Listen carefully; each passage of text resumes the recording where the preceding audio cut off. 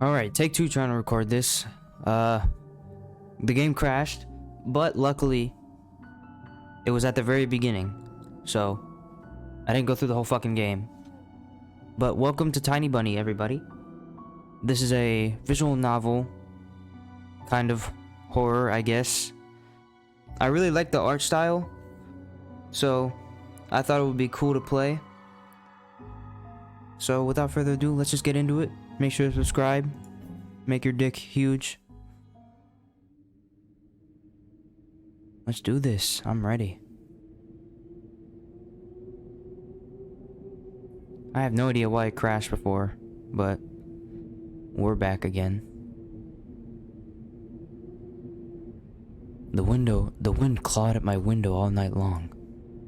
It wandered the fields and howled like a hungry beast.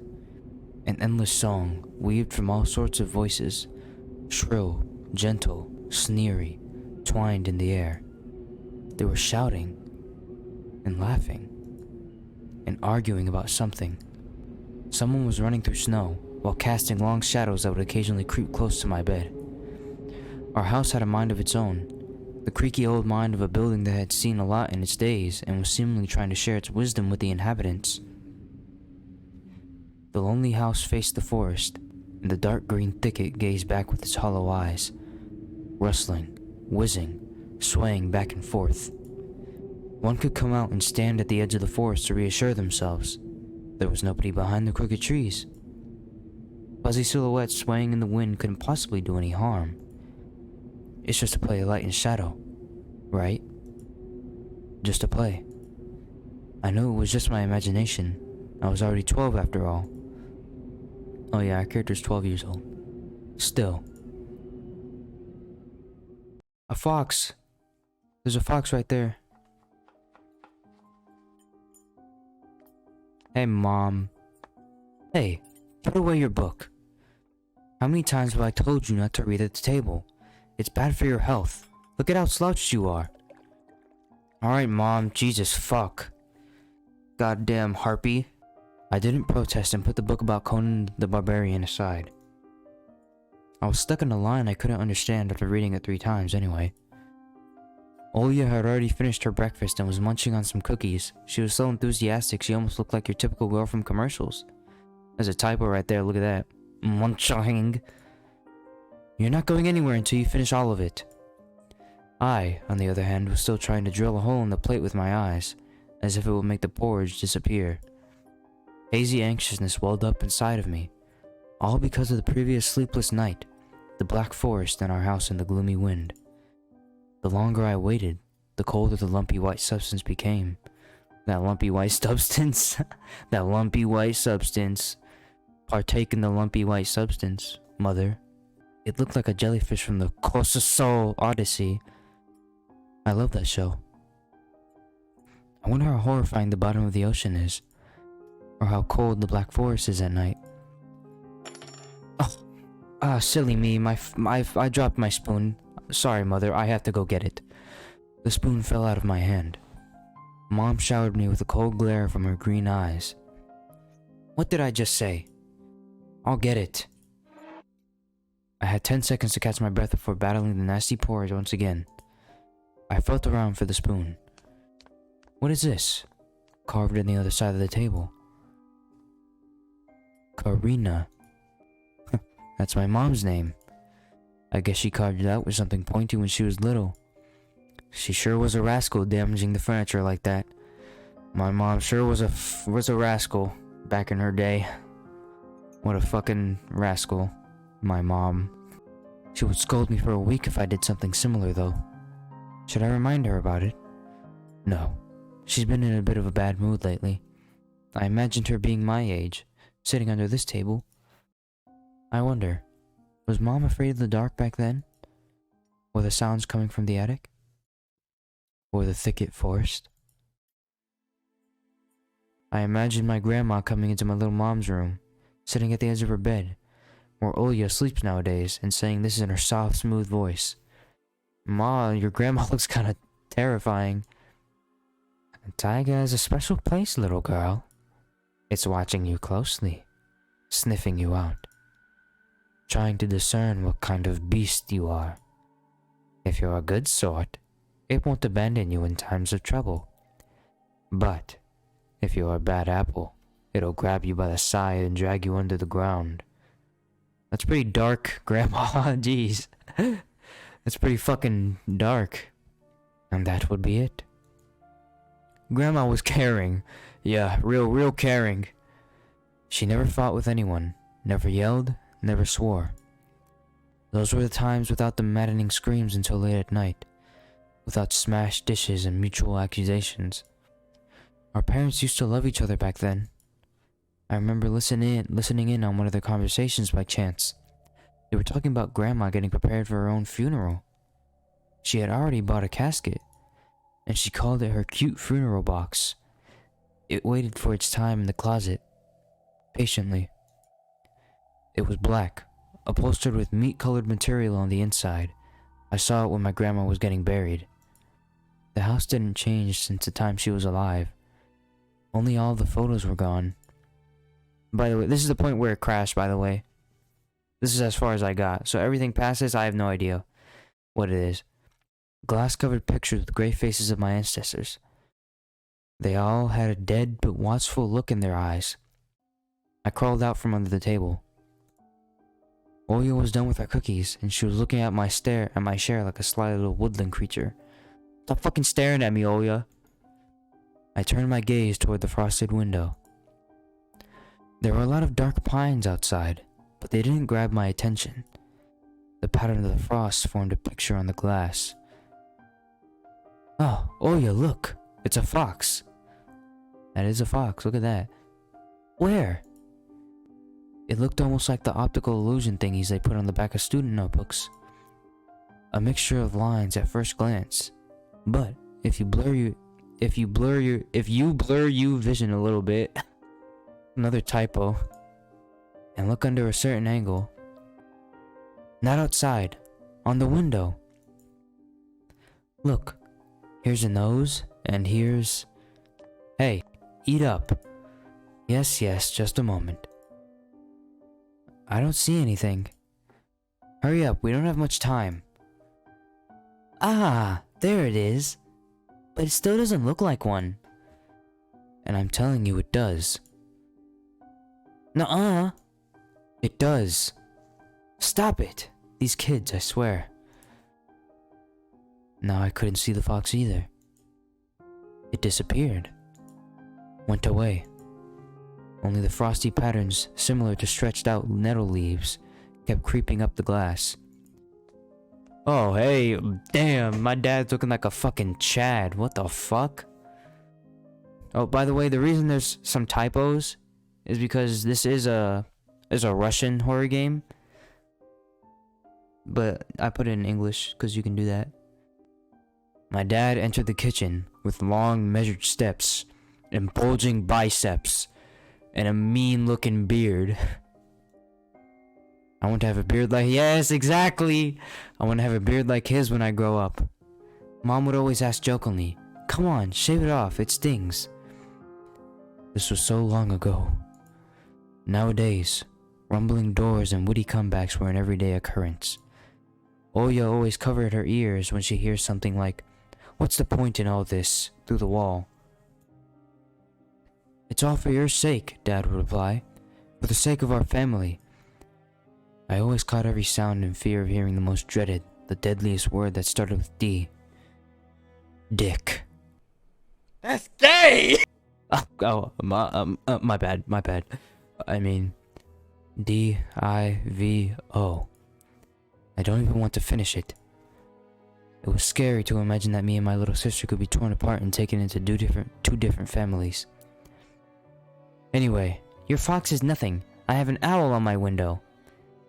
You and your owl talk again. You said you believed me just yesterday. Has anybody seen my car keys? I remember leaving them on the windowsill. Right. Maybe you did and maybe not. You're a grown man, a father of 2 and still. Karina, please, stop. Just let me get ready in peace. Your keys are in the basket along with the phone. Well, thank you very much. Anton, stop making a martyr out of yourself and finish eating already. And the owl. There was no owl. But there was one. It had a giant glowing eyes. Oya sprung up from the chair and placed her hands on her little face, imitating a pair of eyes the size of an apple each with her fingers. Last year you had bye-bye. What is that bye-bye? But I saw it. Oya shifted her gaze back and forth from Dad to Mom and me, and couldn't find any support. Have you thought about befriending it? You know, like feeding it with imaginary mice? Don't bully our girl. She's just afraid to sleep alone because she's still little. Oya pouted her lips in rebellion and rushed into the hallway. The staircase that led to the second floor creaked. Oh, she's fucking angry now. Mom gave Dad a strict look. Yeah, she's giving you a fucking strict look right now. Oh, that look in her eyes. It's so uncomfortable to be pinned under it. He said, I'm getting the fuck out of here, you fucking harlot. Dad just snorted in reply and left, ringing with the keys he just found. A minute had passed and a theme song from The Little Mermaid echoed throughout the house. It was stored on incredibly worn out cassette tape, which Dad already had to glue together once. It's so easy to fix objects, by gluing them back together, for example. But how do you fix a relationship? This is a deep-thinking 12-year-old. What the fuck? Shouldn't you be thinking about, like, eating crayons and stuff? Mom moved to the living room and was alone, anxiously stealing glances at the window. Oya had trouble sleeping ever since we moved over to this house. She would toss and turn, or curl up into a ball under her blanket. Sometimes she would jump up in the middle of the night and turn on the VCR. This is some really nice art. Look at the fucking eyelashes.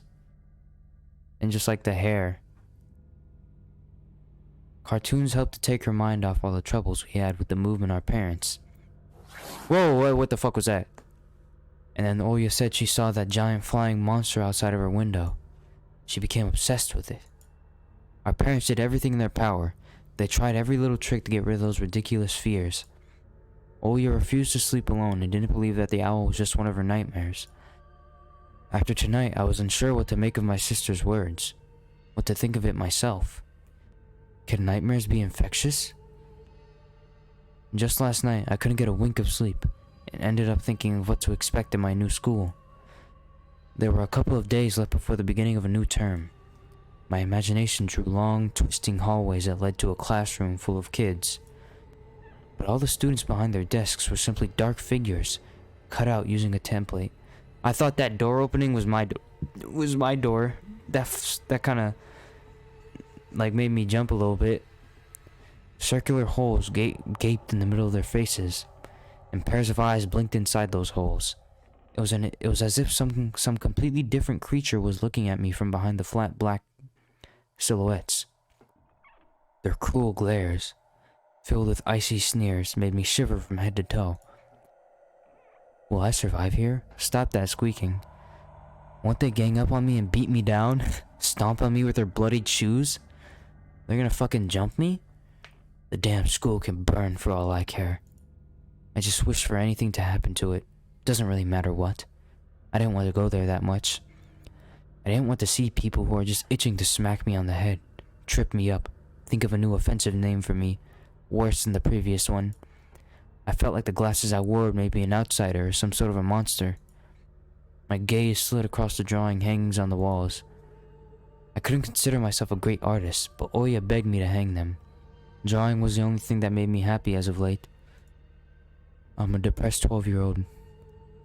The small circle of friends I had also enjoyed my paintings, and they promised to call me from time to time. Sometimes I imagine Mom picking up the phone and saying in a cold voice, "You've got the wrong number." Or, "Anton is not around." Anton's not around. I imagine my future classmates lying in their beds just like me, listening to the howls of invisible werewolves outside their windows. Maybe my new classmates will like me after all. Who would ever like a boy with thick glasses? I mean, my dad used to wear glasses when he was little, And now he's married to the most beautiful woman on the planet, my mom. The house creaked, pressed by the wind. The condo we used to live in, a 9-floor concrete building, buzzed with the neighbor's drill, mumbled with the TV set from behind the wall, cried like a baby from the big family next door.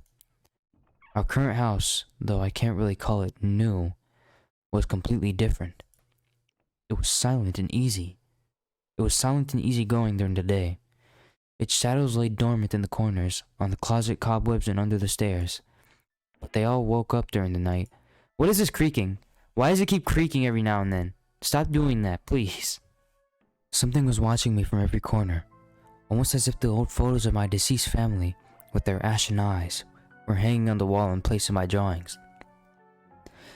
The floor was squeaking, rusty drains were moaning, the attic was occupied by noisy drafts. One could think the house was performing some sort of demonic melody, and then I realized I was, in fact, hearing music. It was already playing for a good while.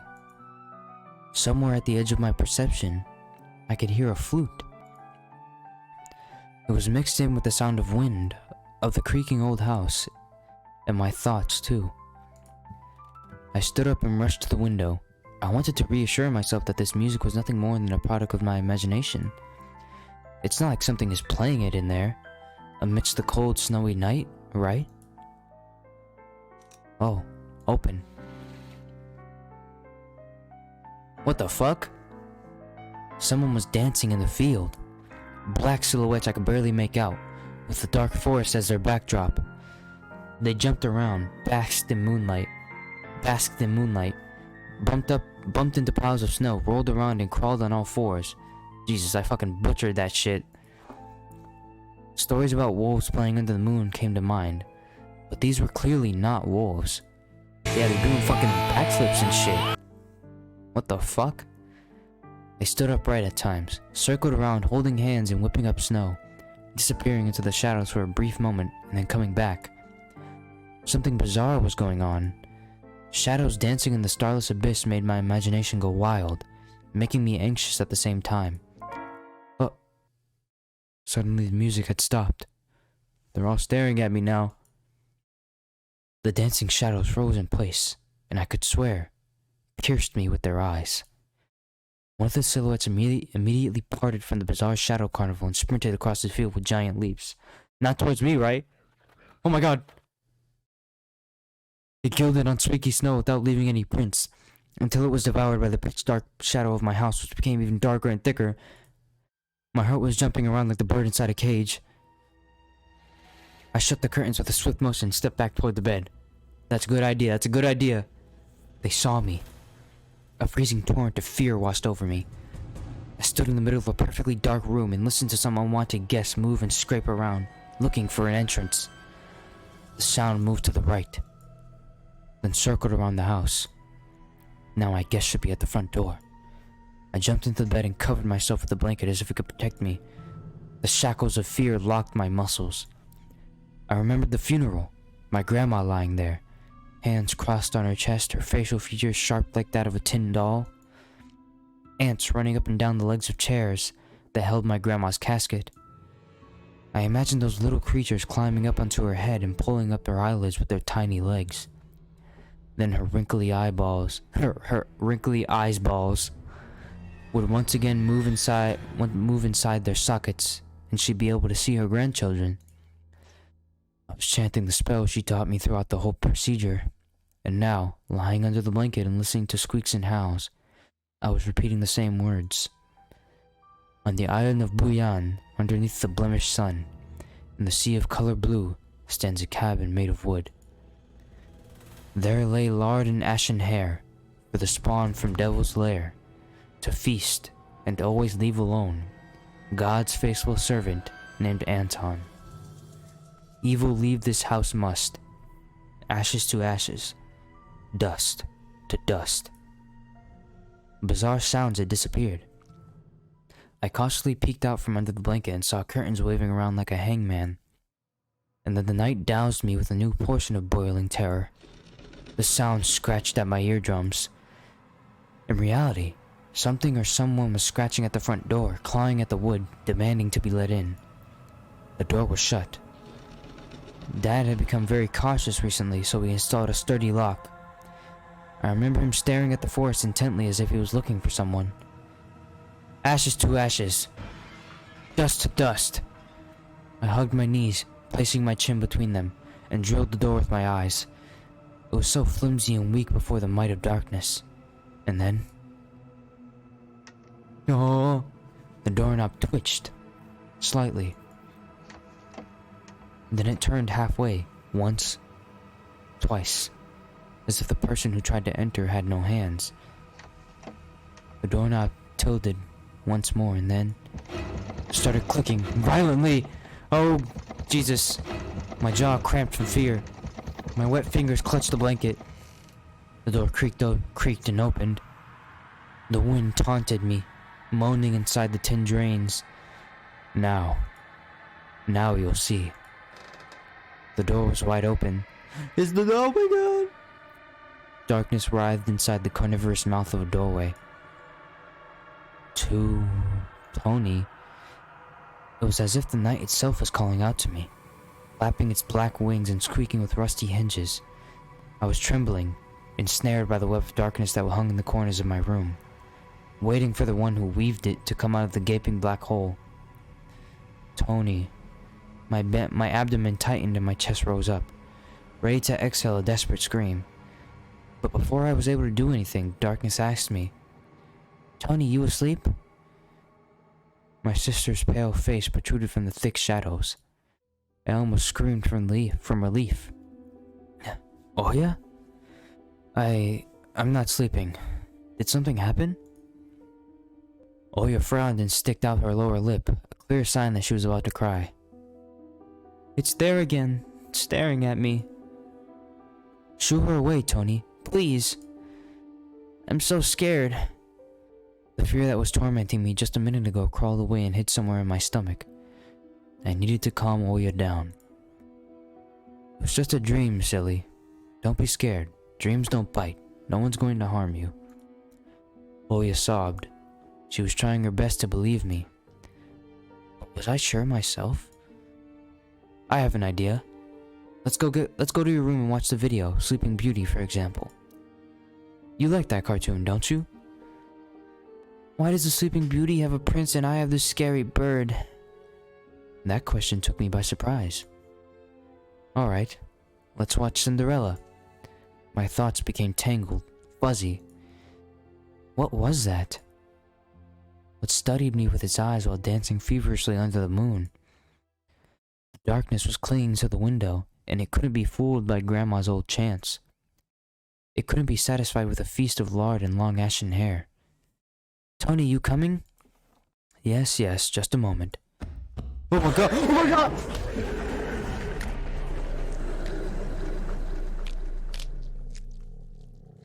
I'm dead. I died. That's it. It's over. Oh, cool animation. That's why I didn't want to laugh at Oya and her owl in the morning. That was fucking wild dream. Holy shit. That got me. That really got me. That really fucking got me. Who could be knocking on our door here in the middle of nowhere? We don't know anyone around here. So persistent. I felt extremely unsettled from just a silly thought that our morning guest could have come from the woods. I could barely hear voices coming from the front door. My mind was urging me to hide. In the closet. Under the table. Behind the curtains where Oya always hides. Tony, come here. I felt like kettlebells were tied to my feet, but still dragged them toward the hallway. What the fuck? A couple of policemen towered over me in the doorway. They smelled like frost and worry. My mom always winced and grumbled the moment she saw patrol cars. Worse than bandits. At the moment though, she looked somewhat confused. Hello. Senior officer, who wore a grim expression, nodded. A boy has gone missing yesterday. His name is Vova. Look at this, please. Have you seen him? The policeman held out a photograph to me. I've never seen this man in my life. There was a ginger boy around the age of elementary school, pictured with a wall carpet as a backdrop. He had a striped cat in his hands and wore a wide smile. No, I haven't. Are you sure? Look closely. Where would I see him? I don't know anybody around here. I barely leave my house. Well, maybe you've seen him from the window. That's right. Your windows look straight at the forest, don't they? The window? Oh, jeez. No, I haven't seen anything. I see. His voice was tired, but his eyes, his stare, long and heavy, was full of suspicion. Why is he putting suspicion on me? I'm fucking 12 years old. I squirmed unwittingly under the weight of guilt which his giant shadow cast over me. The policeman finally tore his eyes from me and glanced over the hallway, the stairway, and the cracks in the ceiling, which I haven't noticed before for some reason. How do you like your new place, by the way? Getting used to it? Bit by bit. It's just our little daughter misses the city a lot. Misses the city, huh? Have the locals been treating you well? Yes, everything is alright, thank you. The policeman pierced through me one more time with his gray eyes. My head started spinning. Can I help you somehow? I asked that in a shaky voice to look like a polite boy to end this unpleasant conversation sooner. Now that I think about it, you look just like one of my nephews, little fella. He's a witty boy around your age. Wears the same type of goggles, always engrossed in reading those mystery novels. Told me he wants to enroll into police school when his family visited us this summer. Wanted to help other people just like me, you see? I felt uncomfortable, as if a distant relative and not a police officer stood before me. You know what? Little boys like you should stay at home, steer away from trouble. The times have changed so much. Mom interjected in a cold voice. You don't say. Well then. What is he fucking talking about? Go away. Leave my house. Why are you still here? What grade are you in, Tony boy? 6th. Have you made any friends here so far? Not yet. I'll be going to school for the first time after the break. Then I'll leave you my number, just in case. Call me if you have any new info. Finally, Jesus. The policemen were gone along with their shadows, the smell of cheap cologne and the photo of a smiling boy. His face still stood before my eyes. I thought about what he felt, being all alone right now, there. For some reason I imagined the forest swaying in the wind. What did his poor parents feel? What would my parents do if I'd gone missing? Would they cry and thrash around hysterically? Or would they accuse each other like they always do, and eventually forget about me? Mom, this Vova, did he go missing in our forest? Seems like it. Poor child. I looked out the window at the road. The police UAZ drove off the village. The officer's nephew came to mind while I was splitting off old paint from the windowsill. I remembered all the teenage mystery novels from the Black Kitty series I've read this summer. The fuck is that? Your average boys and girls investigated all sorts of mysteries there. They looked for clues, spied on suspicious people, and after a set of amazing adventures, bam, solved any complicated case. They became local celebrities and must have made their parents real proud. I noticed a trail of policemen's footprints that led into the forest, and then it clicked in my head. Why don't I start an investigation of my own? Maybe I'll find that lost boy, and I'll get my reward. Oya will be so happy. Not only Oya, Mom and Dad too. Maybe they'll even forget about their quarrels for a while. Maybe I'll even save us from the D word. I fantasized about buying Oya a Tamagotchi and getting a cassette player and a bunch of tapes for myself, and a box of Kinder Surprise. When was the last time my parents bought us any toys? Last autumn, I think. My dad had lost his job at the time, and there's that annoying song about it. I had little to no idea what was the accountant's job like. They counted money? The neighbors used to envy us, but nowadays Mom and Dad barely had any money to afford sweets, and Dad will always divide a single chocolate bar between me and Oya. Sometimes I gave her my share too. No matter how much I wanted to eat sweets, she was still just a pipsqueak. I couldn't wait to go out looking for clues. I'm going outside. Yeah, right. The fuck are you looking at me like that for? You want the police to go around with your photograph next? The forest is so thick. What if the boys get snatched up by wild animals, or something even worse? Even worse, echoed through the hallway. I wouldn't go far. I'll stay away from the forest. Did you hear what I said, or should I repeat myself?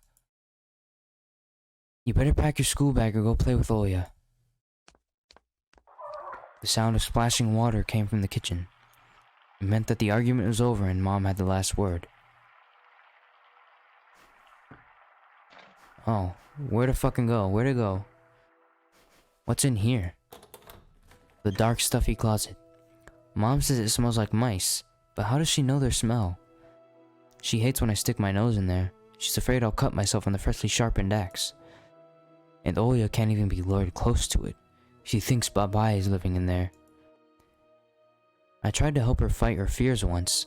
I opened the door and turned on a dim lamp so she would see there was nothing but cobwebs, Dad's tools, and scratched walls. She still didn't believe me. And I like to hide in the closet and listen to Oya count outside. 1, 2, 3, better hide from me. And then drag her feet on the creaking floorboards, hoping that she won't need to look for me in the cramped monster's den.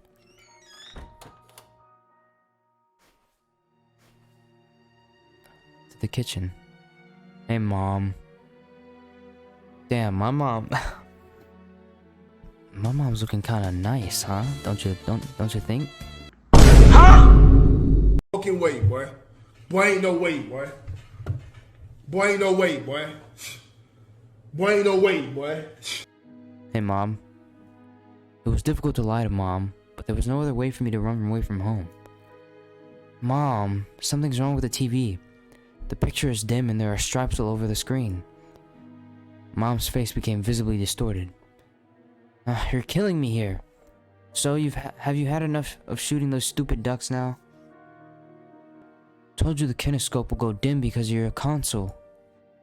Where will we find a TV technician in this hole, huh? Maybe it's just the settings. Please go see for yourself. Strange. It worked fine in the morning.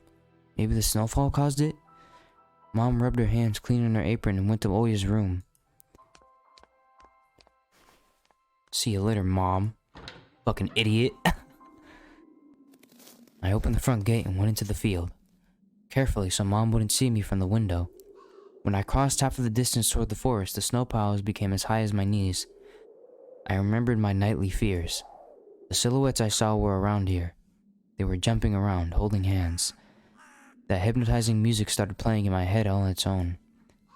In the light of day, those distant figures felt like a simple dream. The sun turned my nightmares to ash, but the aftertaste was still there. Distant ringing in my ears. Distorted shadows crawling on the snow alongside me. And a barely audible whisper in my head, blurry and almost kind. Everything was silent. So silent I felt like the world was totally empty. No ground, no sky, no parents, no Oya.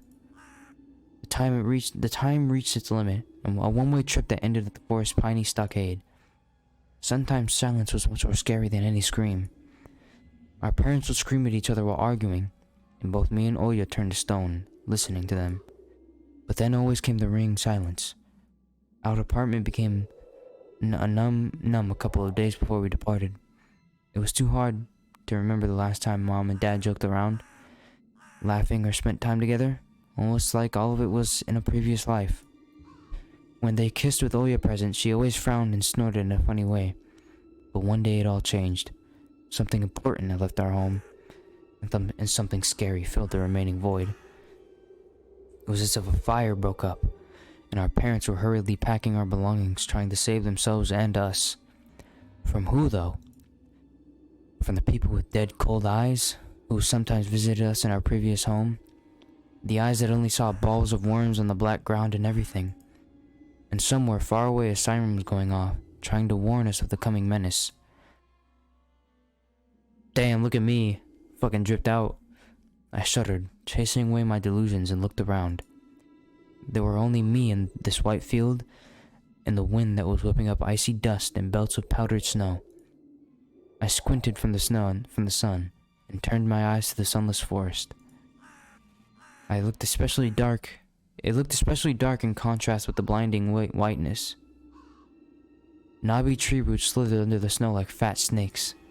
Rotten leaves and coniferous needles froze into the ice. Dry, prickly branches intertwined, bringing up uncomfortable thoughts about fences. Were they protecting the forest? Or were they keeping something from breaking out? Some object was hanging from one of the pointy branches. Look at me. I tried to get closer, drowning in snow, and when I almost got to the edge of the forest, I saw a knitted mitten.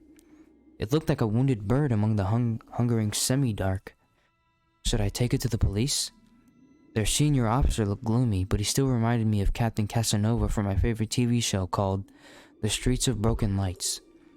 He was always so anxious, with a tired look in his eyes, but still brave and strong. Will this mitten help them find the lost boy? Vova! I heard a distant shout. Looked like it came from the river. Whoa. That was a cool effect. As if the trees were calling out to someone. Vova resounded closer to me. There was someone standing there behind the trees, hiding. Vova. I knew someone was looking for the lost boy, but still, there was something unsettling about that figure. Its stillness, how it was bent unnaturally toward the ground. I don't see anything. Its blackness. It's black.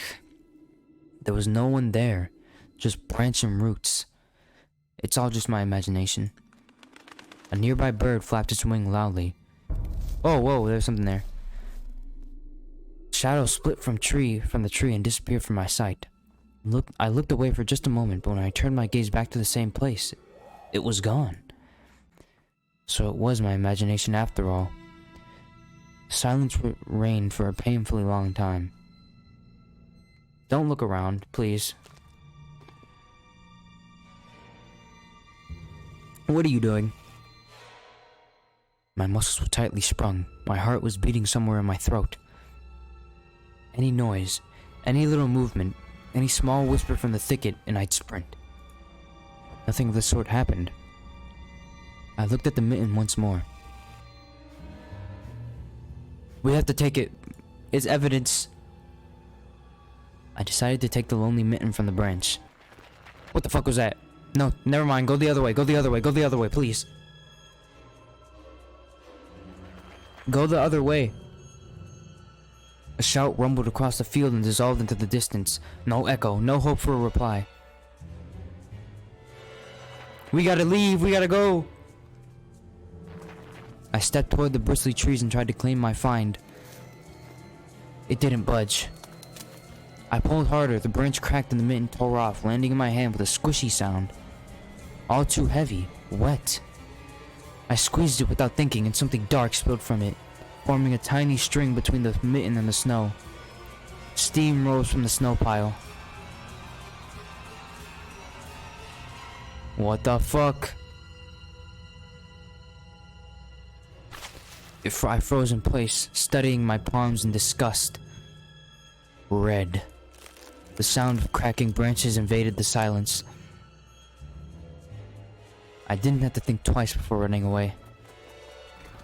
Someone was chasing me from the darkness, breathing pine branches, closing the distance with giant leaps. Snow was slowing me down. Crazy thoughts flew through my mind. I'll get caught. They'll get me. I'll get dragged into the thicket. I'll be gone. Forever. But there was one more voice. Probably one of reason. It gave me strength, spurred me on. You can do it. Don't stop. I heard an animal roar behind me. Jesus Christ, there's a wolf chasing me! It was so loud my ears went numb. It felt like the sound had come from a pack of hungry beasts, rather than a single one. Their nostrils sucked in freezing cold air. They sensed my fear.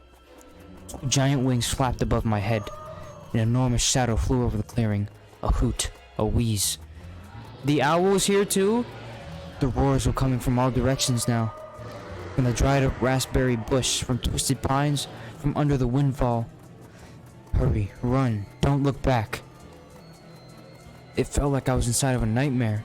The snowy clearing became viscous, like quicksand. I was stuck in place. I pulled my leg from the mushy trap just to be caught in a new one even deeper than before. I continued to drown, sinking deeper and deeper with every desperate push. Was snow ever this sticky? I screamed in horror after realizing this wasn't snow. Someone or something in the snow pile was clutching my pants. I gathered all my strength and rushed forward. The pressure on my leg was gone. My boot slipped out of the hole and my soles were on a hard surface again. I reached the clear path of one jump and from there ran to my house. Its gloomy facade didn't look threatening now. That house was my line of defense from the shadows that flapped their wings and the creatures that were hidden under the snow. I tripped over the doorstep and smashed into the door. As if a dog was striking the wood with its paws, demanding to be let in so it could escape the cold. I hadn't noticed these marks when I was leaving. The heartbeat in my ears was much louder than my surroundings. I couldn't hear whether someone was following me or not. What if they were already in our front yard and Mom had locked the door? Drowning in fear, I pulled on the doorknob and it obediently gave way. I'm safe. I rolled into the hallway and shut the door behind me. Porch planks creaked as my pursuers ascended the stairs. My fingers slipped off the lock and I couldn't click into place. I gritted my teeth and pulled hard on the iron knob, whipping it behind the door, between the boards. I stared blankly at the door. Someone was standing on the other side of the pitiful, flimsy barrier that was probably less useful than blankets. Wheezing breath reached into the house and crashed at me in waves. It smelled of pine and sweat. Mom peeked out of the kitchen and chastised me with the same frigid voice she always used when she's talking to Dad. What exactly don't you understand when I told you to never slam the door? I didn't mean to. I snuck a glance at the door. The smell was gone, and the breath too. If there was someone in the first place, of course. Here, mere 5 meters away from Mom, my fear was slowly weakening, melting like snow in spring, and with it the last bit of strength I had left in my body too. God damn, my mom's looking real fucking nice. She's fucking hot. No! No! My legs gave way. I propped myself up against the wall so I wouldn't fall over. Mom's expression had changed immediately. The cold mask of strictness and detachment was gone. Mom looked the same as before all those quarrels. She saw my condition at last, my wet pants plastered with snow. Where have you been? What did I tell you, huh? I told you to stay home. Am I nothing to you? To you too? I got afraid she would cry. I reached out to her like when I was very little and wanted her to cuddle me. But Mom regained her composure fast and put on her usual face. Her eyes shined like steel. Her voice rang out. Your dad can't find his cigarettes. Be honest, did you snatch them? Were you smoking in secret? There was someone chasing me. I thought. I stuttered as soon as I started explaining myself. Tears welled up in my eyes. Mom leaned toward me and sniffed my clothes like a beast searching for the smell of tobacco. Then she squinted her eyes in suspicion and looked into the front yard. Her expression changed in an instant and she covered her mouth with her hand. Look over there, at the fence. My heart started thumping as if I became prey once again and my pursuers were following me in the field. I could swear that I've heard something scratch at the door, just like in my nightmare. Mom beckoned me with her finger, and I gathered all my remaining bravery to look into the kitchen window facing my fear. I could barely discern some hairy silhouettes swimming in the snow through the icy winter patterns on the glass. I knew it was some wolves. Dogs. Just a small pack of strays, with no name and owner, barely reminding of the hungry monsters that live on the edge of the forest. Oh boy, were you scared of them? I think they'd rather be scared of you, Anton. They were chasing me, like a bunny. And what if they were rabid? The smile had slowly disappeared from Mom's face. Now she looked at the dogs as if it were her first time seeing them. What if they attacked Oya? Mom? I wish her dad could just shoot them all. Whoa, hey, calm down. Hey, calm down there. Mom, look. They're alive. Huh? What? Are they your friend or foe after all? Make up your mind. You're not a little kid already. Mom sighed in annoyance, and I felt so bitter that I bit my lower lip and fixed my gaze on the cobweb wooden door. Well, some detective I am, Jesus. In reality, I wasn't risking my life among monsters, but rather my pants among a pack of stupid strays. And for what? What use do I have for this? Mitten. Of course. A dark and sticky mitten that belonged to the lost boy made a squishy sound in my hand. Seems like I was clutching it the whole time. That's my trump card as a detective. I hurried to present this clue to my mom. Mom, look at this. It's Rova's mitten. It's still dripping. That boy the police was asking about in the morning. It's drenched in blood. I found it hanging on a tree. I can show where. Let's call the police like the officer told us to. Mom, look. Ew. A shadow of doubt slowly crept into Mom's contorted face. She was trying to remember something distant, like someone tries to remember their dream, but the image slips away. Stop at this moment. Oya will go insane if she hears you. She already has trouble sleeping and whines all the time. And you joke around like this. At the moment, I realized the mitten was actually wet from snow. There was no blood whatsoever. I wanted to sink through the floor from embarrassment. Come here, my boy, you cried, Wolf. Oh, don't just stand there. Come take your pills. No, I don't need the pills, please. A golden-colored pill, reminiscent of a dead wasp, fell into my palm. I already took one during the breakfast. Don't talk me over me. I told you to stay at home, and you... Dad would have given you a good whooping for that. Come on, take it. Or you won't be able to sleep at night, and you have school tomorrow. So I had to swallow the bitter medication, drinking it down with similarly awful water that gave off a taste of chlorine. Maybe it wasn't Vova's mitten. Maybe it wasn't a mitten at all. Just like the forest monsters. Well, no, I'm pretty sure it's a mitten. I'm pretty sure it is a mitten. And Oya's owl. Am I going mad? What's happening to me? Either the pill had an immediate effect, or my overexerted brain didn't let fear inside anymore. Serenity washed over me, bringing yawny indifference along with it. Anton, you done? See, you can do it when you try. Take off your coat. Are you asleep? No, Mom. I was just thinking. What about, I wonder? It's just something silly. Mom scrutinized me with suspicious eyes, as if she wasn't sure she was looking at her own son and not some doppelganger that came from the forest. Is everything alright? You had the same exact expression when the policeman asked you about the window. I'm alright, Mom. She heaved a deep sigh. Fine. It seems like the house had changed. The sofa's fabric had become discolored. Fingerprints appeared on the bathroom tiles. The light bulbs also felt different, dimmer and yellower. Even the saliva inside my mouth had a different taste. A melody from Aladdin could be heard from the upper floor. Oya was done rewatching her favorite Little Mermaid episode and switched to other tapes. I slowly changed into my home clothes and stopped before the sink and studied my reflection in the mirror, like I was trying to solve one of those spot differences puzzles. Then I went upstairs.